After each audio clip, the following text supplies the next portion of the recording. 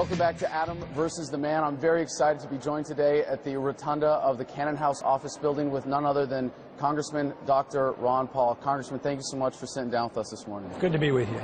So you've described yourself as a voluntarist. Can you tell us what that means for the big picture and what your ideal society would be as a voluntarist? Voluntary means no coercion. So if you want to change people's habits or change the world, you should do it by setting examples and trying to persuade people to do it. You can use force only when somebody uses force against you. So voluntary use of information and persuading people, I think, is the best way to go, and no matter what kind of problem you're looking at. Do you think we have a chance of achieving a society based on those ideals in America?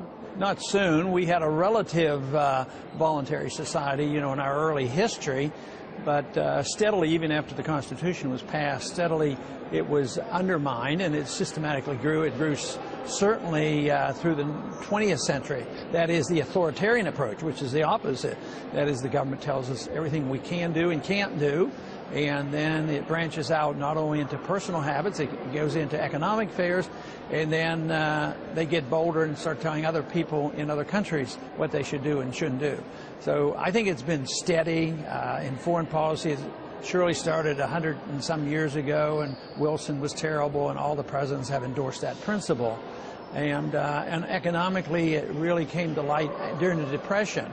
They blamed the Depression on capitalism and the gold standard, which was completely false. So therefore, they justified this whole idea that, well, what we need is an authoritarian government, you know, to regulate the economy. And then, of course, they invented this weird approach of if we only had a Federal Reserve System to manipulate money and credit, then we can use this authoritative approach by central economic planning through the Federal Reserve. Of course, the results of that is what we're seeing around the world today. What do you think is the significance of our generation that seems to be much more inclined to supporting you and your message in coming to power in the next 10, 20 years? You know, I haven't quite figured it out. I think about it a lot because it's impressive when I go to the campus. We get a large group of young people out, and every time they come to the office, I always ask that question to them: what got your interest up? And it was on a campus where we first started chanting "End the Fed." Yeah, and I think it's a combination of things. I think young people tend to be more principled than those who have learned to live with the system,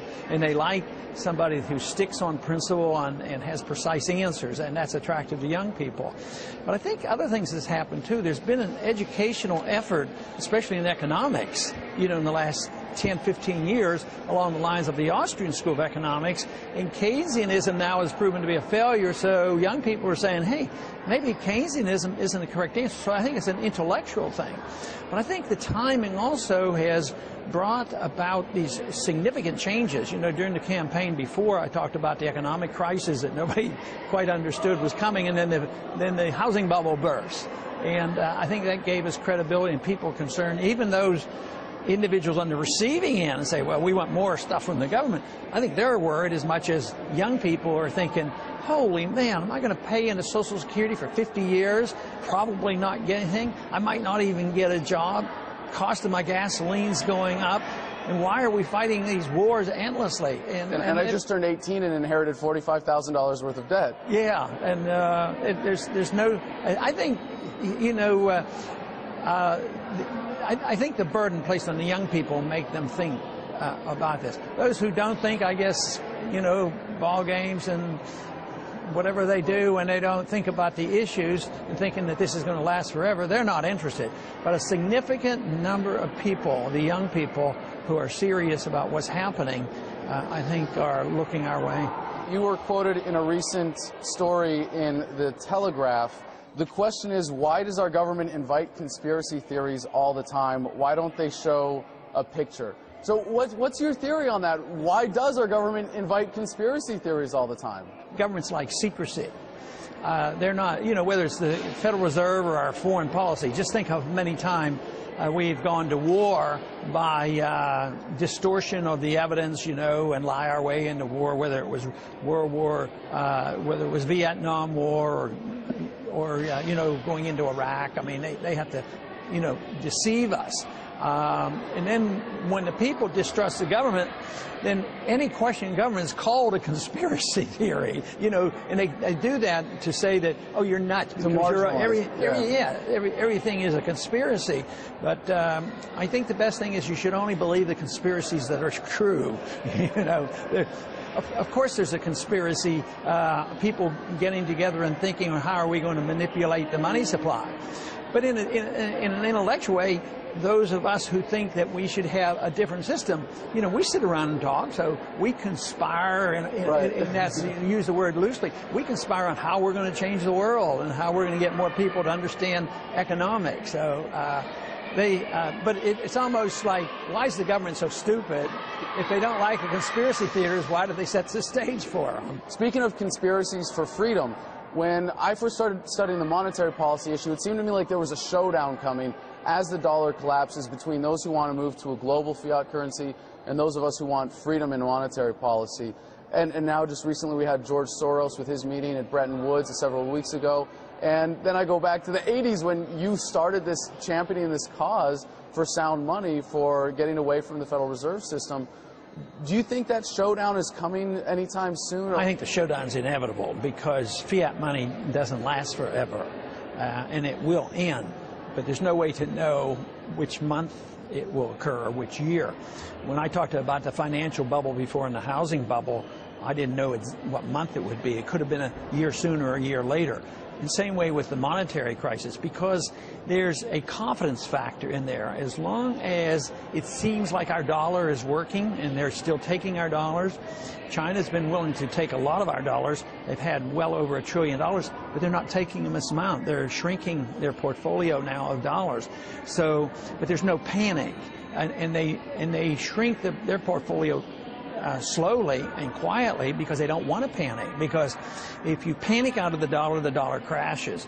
But I think eventually there will come. The end stages of a currency goes rapidly.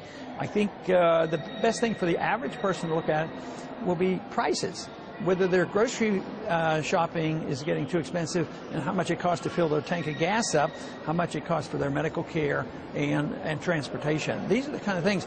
And when it starts to lower their standard of living because their salaries can't keep up, that is the beginning of a serious crisis. I think we're there. Now, how rapidly it will move in the next 12 months or so, I can't say that. But my guess is that by November next year, the main topic won't be bin Laden. The main topic is going to be how come I'm getting poorer and poorer, and why did Wall Street rip us off because they were too big to fail, and why do they continue to make huge profits at the same time unemployment stays very high and the people who lost their houses haven't gotten their houses back again. I think that'll still be the major issue next year. Okay, so moving on to the campaign, you're technically still in exploratory mode, right, but you're going to be at the presidential debate tomorrow night in South Carolina. Do you ever get tired of explaining to neocons that you're sharing the stage with the difference between a non-interventionist foreign policy and why an interventionist foreign policy is contrary to the ideals of freedom? Well, I don't get tired of it because I anticipate it's going to take a long time. Somebody said you have to repeat the truth many, many times before it'll be accepted. But their ears are opening now, more so. I think already I notice a difference, that there are better questions. They're paying more attention to the economic theories and the foreign policy of the freedom movement. And I think that is very, very beneficial. So our numbers are growing by leaps and bounds. Not only do we spread our message over the internet, but also many television programs, and even the mainstream media now is starting to ask the right questions. You know, it's amazing how much you were disrespected in the 08 campaign, and now at least you're getting taken much more seriously in the mainstream media. It's very exciting to see, but still left out of so many presidential polls. It's frustrating. At the same time, there's still those that are trying to deny you that place of contention. But as president, you've in the past been very supportive of ending the war on drugs. It doesn't have a basis in the Constitution, but if you take office as president, you're going to be presiding over a system where there are hundreds of thousands of people in jail for nonviolent crimes, for drug-related issues, many of them for marijuana possession. Would you pardon those nonviolent offenders? I think if, yeah, even the states are starting to do a bit of that because they can't build more prisons. I mean, I think we have more prisoners, either first or second place on prisoners around the world. So you're saying you would pardon all nonviolent offenders? If somebody's in prison, in a federal prison for nonviolence, drug usage, never committed a hard crime, yes, they should be pardoned, they should be let out. I think there's even a way, and when you look at these prisons, even those who deserve some prison, why don't we use the nonviolent people who committed serious fraud problems, and you still think they serve a prison sentence? We could probably do that with some type of house arrest with electronic surveillance, because this prison, that's a big business, and everybody thinks this is just great, but no, a president could do that. He could pardon people who are in prison for nonviolent use of drugs, and some of them have actually used them for medicinal purposes, for taking marijuana when they're receiving cancer therapy. That's really compassionate conservatism when they do that. Now, no, the person should be able to make the choice. At the very most, states should have some, or could have regulations maybe on the use of drugs with children. And that's the way alcohol is used. I think that's not perfect, but we all know that drinking is legal. There's certain ages that are allowed to drink, and you should not and cannot. And there's some pretty stiff penalties if you drink it and kill somebody or cause a serious accident. You can go to prison for a long time, and I think that's the way it should be. But recreational use of drinking wine and doing things like that, or using marijuana for medical reasons. This is I think it's a great example to talk about nullification, because in a way California is nullifying federal court. Nullifying federal law by getting out with their medical marijuana program. They're getting out. So the left should be as enthusiastic about nullification as their right. In general. So often if you're for states' rights and if you're for nullification, you're a racist. That's what they want to say.